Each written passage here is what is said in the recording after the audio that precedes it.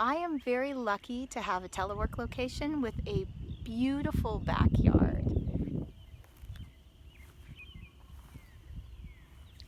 So if you would like to join me, Alicia, on a hike, a virtual hike, please come and discover what's in my backyard. Sometimes in the early morning, it's a little bit easier to find wildlife, especially if it's overcast. So let's go see if we can find any.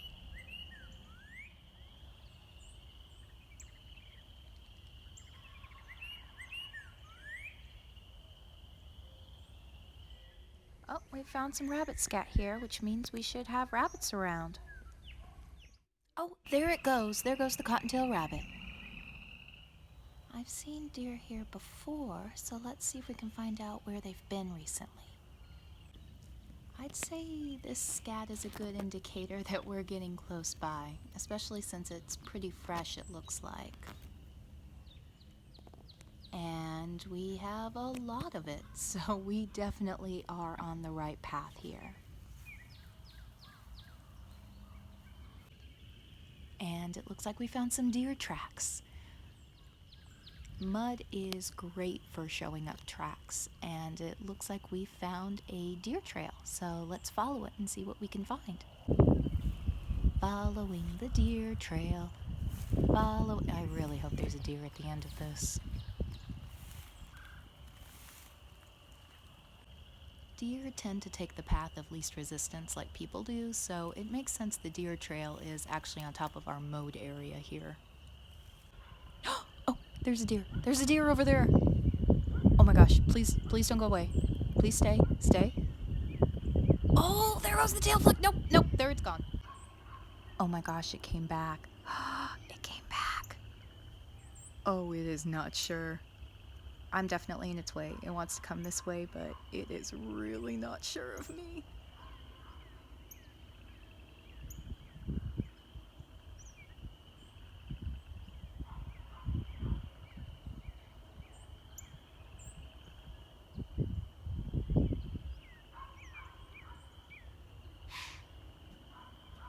Well, that was a noise of frustration with me.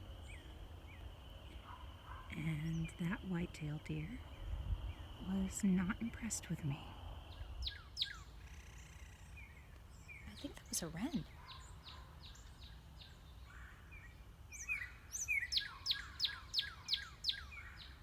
Those are definitely cardinals. Oh, that's the call of a red-bellied woodpecker. The woodpeckers here are really happy with these dead trees that we left in, simply because they are foraging on it. So all of the drilling that they do is to look for insects in the nooks and crannies of the dead tree. In fact, they'll spend up to 80% of their foraging behavior for insects in dead wood. Okay, this is a really cute mushroom that I found. I really like it. I have no idea what it is, but I kind of want to name it and take it home. This, on the other hand, is not a plant that I want to take home. This is a young bull thistle, and you can see right here it's covered in spines on the very tips, actually. Even it has needle-like spines, so it's sharp and pointy all over. You don't want to pet this plant. Well, we definitely have squirrel nests. You can see them, one there and one there. And I just saw the squirrel run into one, so we'll have to wait for it to come out. I personally love Osage orange bark because you get these gaps in it, these gashes, where you can see all that beautiful bright orange color.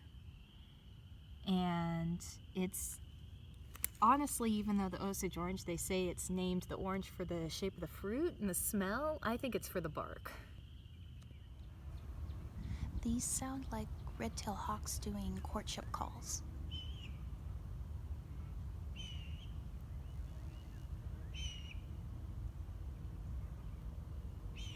Definitely some type of hawk. Well, now that the sun has finally come out, Let's check around the pond and see if we can find any reptiles that are basking, or maybe even some insects.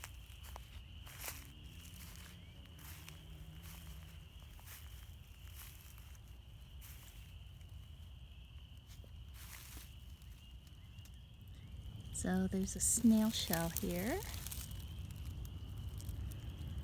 The trees are all beginning to bud out. Absolutely all over. I just found the coolest thing. Oh my goodness. Oh my goodness. Let me just get past this honey locust. Here, let me stop real quick. Honey locust. See those thorns? This is a great place for these to be. So this is, well, there's two of them on this tree, a praying mantis egg case. They're pretty large, at least for insects. And let me go ahead and go over to this other one here. These guys look a little bit kind of like they have the consistency of a styrofoam, but they've got not a cylindrical, they've got kind of a ribbed thing going along on the side, you can see here too. And the way they're attached, you can see right there at the top, so it's a mess. So the female lays these in the fall, and the young that are inside, they're going to hatch out here when it gets warmer, probably mid-April is what I'm guessing. In fact, oh, there's even one over here. Oh, they're all over this place. They're all over this tree, this honey locust. Baby praying mantises are officially one of my absolute favorite things. So hopefully when they hatch out, I'll be around and I'll get to see them. Okay, this is really cool too. So this tree actually, it was dead and it fell over, so it got cut down last year. But you can see dead trees support a lot of different types of organisms. In this case, we've got tons and tons of mushrooms.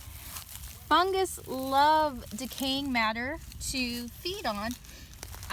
So you'll find lots of, actually that's how you can get things like fairy rings, is where a tree stump used to be. So the tree stump has actually rotted away, but you get a ring around where the tree stump was, where the root system is, all of these different mushrooms living there. So very, very, very, very cool. Oh, that is some pretty fungus.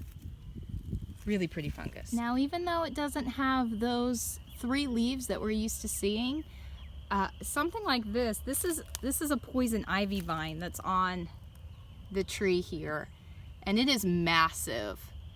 I do have to be careful about where I step and what I touch, because this thing has gone all the way up into the canopy.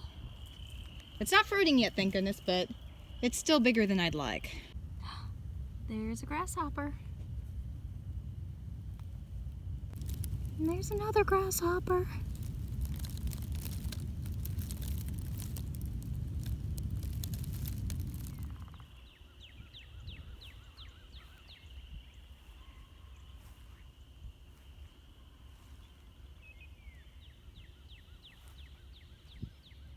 There's a turtle sunning himself on a log out there.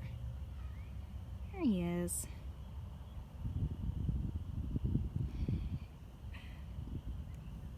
Definitely likes the warm weather.